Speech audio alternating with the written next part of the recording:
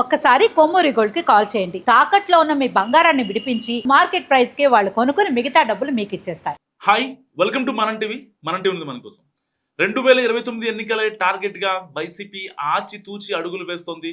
2024 ఓటమి తర్వాత పార్టీ లోపల పూర్తి రీస్ట్రక్చరింగ్ మొదలైంది. సో 2019 ఎన్నికలకు ముందులాగానే పార్టీ అధినేత జగన్ స్వయంగా ప్రతి అంశాన్ని మానిటర్ చేస్తున్నారు. పొలిటికల్ గా పార్టీకి మైలేజ్ ఇచ్చే ఏ అంశాన్ని వదిలిపెట్టకుండా కూటమి ప్రభుత్వాన్ని టార్గెట్ చేస్తున్నారు. తమ క్యాడర్ తిరిగి యాక్టివ్ అయ్యిందని ఆ పార్టీ పెద్దలు భావిస్తున్నారు. దీంతో ఈసారి దెబ్బతిన్న చోటే గట్టిగా కొట్టాలని డిసైడ్ అయ్యారట జగన్. సో ఇప్పటికే వచ్చే ఏడాది ప్లీనరీ తర్వాత పాదయాత్ర 2.0 ఉంటుందని ప్రకటించిన జగన్ క్యాడర్తో సమావేశమైన ప్రతిసారి ఒక్కొక్క లీక్ ఇస్తూ మరింత హైప్ క్రియేట్ చేస్తున్నారు. ఇప్పుడు పీకే గురించి అలాంటి డిస్కషన్ వైసీపీలో జరుగుతుంది. 2019లో వైసీపీ భారీ విజయం సాధించడంలో కీలక పాత్ర పోషించిన పీకే మళ్లీ రంగంలోకి దిగుతున్న చర్చ రాజకీయ వర్గాల్లో హాట్ టాపిక్ గా మారింది. ఐపాక్ పేరుతో ఒకప్పుడు జగన్ కు స్ట్రాటజీ ఇచ్చిన ప్రశాంత్ కిషోర్ 2024లో టీడీపీకి నేరుగా కాకపోయినా మార్గదర్శనం చేశారు. సో గత ఎన్నికల సమయంలో రిషి సింగ్ నేతృత్వంలోని ఐపాక్ వైసీపీ కోసం పనిచేసినప్పటికీ ఘోర పరాజయం చవిచూసింది. దీంతో తిరిగి ప్రశాంత్ కిషోర్ టీం సిద్ధమవుతున్నారని చెప్తున్నారు. తాను ఏ పార్టీకి ఎలక్షన్ స్ట్రాటజీలు చేయనని చెప్పినా రాజకీయ పార్టీ పెట్టి చేతులు కాల్చుకున్న పీకే తిరిగి తన పనికి సిద్ధమవుతున్నారని తెలుస్తోంది. అయితే ఆయన టీం ఈ విషయాన్ని అఫీషియల్ గా అనౌన్స్ చేయలేదు. బట్ ఇదే సమయంలో మరో కొత్త పేరు కూడా తెర మీదకి వస్తుంది. ఐపాక్ నుంచే బయటకు వచ్చిన ఈషా సింగ్ అనే కన్సల్టెంట్ వైసీపీకి పని చేయబోతున్నారన్న ప్రచారం జోరుగా సాగుతోంది. ఐపాక్ తో సంబంధం లేకుండా ఆమె స్వతంత్రంగా వ్యూహాలు సిద్ధం చేస్తారని అండ్ గతంలో రావాలి జగన్ కావాలి జగన్ క్యాంపెయిన్ వెనుక కూడా ఈమెనే ఉన్నారని చెప్పుకొస్తున్నారు. అయితే ఇవన్నీ ఇప్పటికీ అధికారికంగా కన్ఫర్మ్ కాలేదని టాక్. సో జగన్ మాత్రం మరోసారి పాదయాత్రతో ప్రజల్లోకి వెళ్ళి 2029లో తిరిగి అధికారంలోకి రావాలని గట్టిగా యాక్షన్ ప్లాన్ సిద్ధం చేసుకుంటున్నారు. అండ్ వచ్చే ఏడాది పార్టీ ప్లేనరీ తర్వాత పాదయాత్ర మొదలవుతుంది. దీంతో వచ్చే ఏడాది పాదయాత్రను ఆ తర్వాత ఎన్నికలను మానిటర్ చేసేందుకు వ్యూహకర్తల నియామకం ఉండవచ్చు అనేది పార్టీ వర్గాల టాక్. సో ఇక ఇదే అంశానికి సంబంధించిన మరింత సమాచారం మనం టీవీ పొలిటికల్ ఎడిటర్ కార్తిక్ గారు నుండి తెలుసుకుందాం. కార్తిక్ గారు చెప్పండి, అసలు ప్రశాంత్ కిషోర్ మళ్ళీ వైసీపీకి సపోర్ట్ చేస్తే గెలిచే అవకాశం ఉంటుంది అంటారు? ఇప్పుడు ఎలా ఉంటదంటే మనోజ్, ఆల్రెడీ ప్రశాంత్ కిషోర్ ఒక్కసారి వైసీపీకి పనిచేశాడు. 2019 ఎన్నికల కంటే ముందు పనిచేశాడు. జగన్మోహన్ రెడ్డి గెలిచాడు. ప్రశాంత్ కిషోర్ స్ట్రాటజీలు వర్కౌట్ అయ్యాయి. వర్కౌట్ అయిన తర్వాత అదే Prashant Kishor national media channels కి ఇంటర్వ్యూ ఇస్తూ జగన్మోహన్ రెడ్డి పరిపాలన బాగలేదు, ఒక రకంగా ఆ మాట వాడలేదు కానీ ఒక తుగ్లక్ పరిపాలన లాగా జగన్మోహన్ రెడ్డి పరిపాలన కనపడుతుంది అన్నట్టుగా ఇండైరెక్ట్ గా వ్యాఖ్యలు చేశాడు. జగన్మోహన్ రెడ్డి పరిపాలన నచ్చక మెచ్చక జనం జగన్మోహన్ రెడ్డికి వ్యతిరేకంగా తిరుగుబాటు చేస్తున్నారు. ఎన్నికల్లో వైసీపీ దారుణమైన పరాభవానికి గురి కాబడుతుంది అని చెప్పాడు.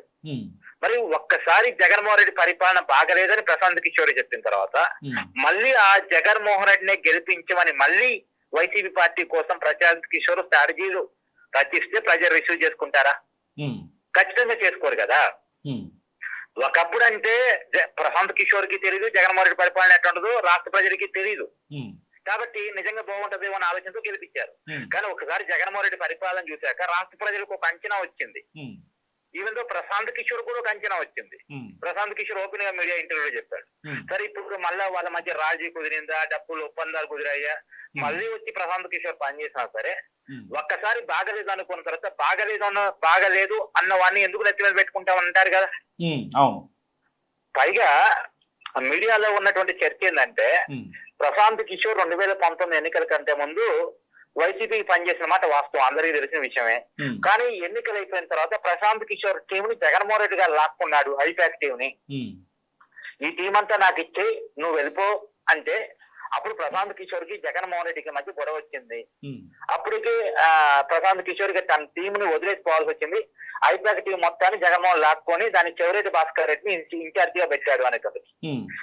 తర్వాత ఐపాక్ టీం జగన్మోహన్ రెడ్డి కోసమే పనిచేసింది, రాజు లేని సైన్యం లాగా. రాజు ఏమో ప్రశాంత్ కిషోర్, అతను వెళ్ళిపోయాడు, అతను సంబంధం లేకుండా పోయింది. ఈ సైన్యం జగన్మోహన్ రెడ్డి కోసం పనిచేస్తుంది. కానీ రాజు లేని సైన్యం వాళ్ళు ఏం చేయగలరు? వాళ్ళు ఏదో చేయగలిగి చేశారు కానీ ఏం వర్కౌట్ కాదు జగన్మోహన్ రెడ్డికి. కాబట్టి ఏది ఏమైనా ఇప్పుడు మళ్ళా ప్రశాంత్ కిషోర్ వస్తాడా లేదా అన్నది మనకు తెలీదు, నమ్మలేము.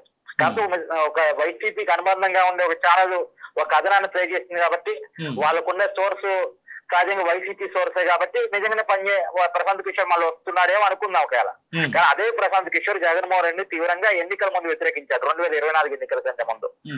పైగా ప్రశాంత్ కిషోర్ చంద్రబాబు నాయుడిని కలిసి నాకు మీరు నన్ను అడగలేదు సాయం, కానీ నేను చెయ్యాలనుకుంటున్నాను, ఎందుకంటే జగన్మోహన్ రెడ్డి మళ్ళీ గెలవకూడదు, రాష్ట్రం ఇబ్బంది పాలవుద్ది అన్నాడు. ఆ మాట అంత పెద్దగా మాట్లాడినాడు. ఇప్పుడు మళ్ళా వచ్చి జగన్ కోసం పనిచేస్తే ఒకటి ప్రశాంత్ కిషోర్ పరువు అయితే, రెండు జగన్మోహన్ రెడ్డికి దానివల్ల ప్రయోజనం ఉండదు. ఇంకొక మాట నేను చెప్పాలి, ఒకప్పుడు ప్రశాంత్ కిషోర్ వేరు, ఇప్పుడు ప్రశాంత్ కిషోర్ వేరు. ఒకప్పుడు ప్రశాంత్ కిషోర్ కేవలం ఎన్నికల స్ట్రాటజిస్ట్ మాత్రమే, కానీ ఇప్పుడు ప్రశాంత్ కిషోర్ ఒక రాజకీయ నాయకుడు. తను ఒక రాజకీయ పార్టీ పెట్టాడు, బీహార్ ఎన్నికల్లో పోటీ చేశాడు, దారుణమైన పరాభవం ఎదురైంది.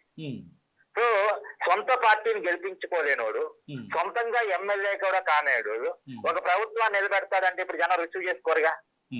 ఎగ్జాక్ట్లీ. సో ఒకప్పుడు ప్రశాంత్ కిషోర్ అంటే అదొక శక్తి, అదొక బాహుబలి అనుకునేవాళ్ళు, కానీ ఇప్పుడు బాహుబలి కాదు కదా, ఏమీ కాదు అనేది తెలిసిన తర్వాత, బాహుబలి వెనకాల ఉన్నటువంటి సెక్యూరిటీ గార్డ్ కూడా కాదు అనుకుని తెలిసిన తర్వాత ఇప్పుడు ఎవరు అతన్ని స్ట్రాటజీలకి పడిపోతారు? రైట్. సరే, ఇదేం వర్కౌట్ అయ్యే పని కాదు. Right, thank you Karthik. So ఇది కార్తిక్ గారి అనాలిసిస్. సో ఇప్పటిదాకా జరిగేది కేవలం ప్రచారం మాత్రమేనని కొంతమంది కొట్టిపారేస్తున్నప్పటికీ ఎన్నికల కన్సల్టెంట్లు పార్టీ అధినేతలను కలవటం, తమ సంస్థల అనుభవాలు విజయాలు చెప్పడంతో పాటు ఆయా పార్టీల కోసం తాము చేయబోయే యాక్షన్ ప్లాన్ రఫ్ డ్రాఫ్ట్ను వివరించడం కామన్గా జరుగుతుంటాయి. సో కలిసిన ప్రతి ఒక్కరికి బాధ్యతలు అప్పగించడం జరగదని, కొన్ని సందర్భాల్లో కలిసిన వ్యక్తులే బయటకు లీకులు ఇస్తుంటారు తప్ప ఫైనల్ చేసినట్లు కాదని పార్టీ వర్గాలు స్పష్టం చేస్తున్నాయి. అయితే వ్యూహాలు మారచ్చు, వ్యూహకర్తలు మారచ్చు, కానీ లక్ష్యం మాత్రం అధికారంలోకి రావడమే అని చెప్తున్నారు. సో వైసీపీ క్యాడర్ మాత్రం ఐపాక్ మీద గుర్రుగా ఉండడంతో మరోసారి రిషి సింగ్ అండ్ కోకు మాత్రం అవకాశం ఇవ్వకపోవచ్చని అంచనా వేస్తున్నారు. అండ్ కన్సల్టెంట్లు ఒక్కోసారి కన్ఫర్మ్ అయినప్పటికీ హైప్ కోసం అఫీషియల్గా అనౌన్స్ చేయడానికి సమయం పట్టవచ్చని కూడా చెప్పుకొస్తున్నారు. మరి ఈ స్ట్రాటజిస్టుల అంశంలో జరుగుతున్న ప్రచారంలో నిజమెంత? ప్రశాంత్ కిషోర్ రీఎంట్రీ ఖాయమా, లేక కొత్తగా ఎవరైనా వస్తారా? అండ్ వైసీపీ అధినేత జగన్ ఫైనల్ ప్లాన్ ఏంటి? రాబోయే రోజుల్లో ఏం జరుగుతుందో చూడాలి. సో ఏది ఏమైనప్పటికీ ప్రశాంత్ కిషోర్ మళ్ళీ వస్తాడు అన్న చర్చ చాలా గట్టిగా జరుగుతోంది. సో ఎట్టి పరిస్థితుల్లో ప్రశాంత్ కిషోర్ అనే వ్యక్తి వైసీపీ కోసం పనిచేసినప్పటికీ ఒకవేళ కాదు కూడదు అనుకుంటే, సో ఆల్రెడీ ఆయన టీం అనేది తాడేపల్లిలో ఐపాక్ ఆఫీస్లో ఉంది. సో ఆ టీంతో పని చేయిస్తారా, ఇంకెవరినైనా రిషి సింగ్ని కావచ్చు, ఇంకొకరిని కావచ్చు, తన అసిస్టెంట్ ఎవరైతే ఉంటారో వాళ్ళని అటాచ్ చేసి పని చేపిస్తారా? లేదు కొంచెం ప్రశాంత్ కిషోర్ అనే వ్యక్తి కొంచెం కాస్ట్లీయస్ పర్సన్ కాబట్టే ఇంతకుముందు 2024 ఎలక్షన్స్లో మాకు అక్కర్లేదని చెప్పి ఆయన పంపిస్తారు. 2019 ఎన్నికల్లో జగన్ గెలుపు వెనక ప్రశాంత్ కిషోర్ ఉన్నాడు అన్నది వాస్తవం, అందరికీ తెలిసిందే. రావాలి జగన్, కావాలి జగన్ కావచ్చు, స్లోగన్ కావచ్చు, అండ్ పాదయాత్ర చేయడం ఈ కాన్సెప్ట్ కావచ్చు, ఎలక్షనీరింగ్ కావచ్చు, ఇవన్నీ కూడా ప్రశాంత్ కిషోర్ చాలా దగ్గరుండి మొత్తం అవన్నీ చాలా చాకచక్యంగా చూసుకున్నాడు, ఎక్కడ కూడా తేడా రానివ్వకుండా. ఈవెన్ ఆ గ్రీన్ మ్యాట్ స్ట్రాటజీలు వీళ్ళు పెట్టారు.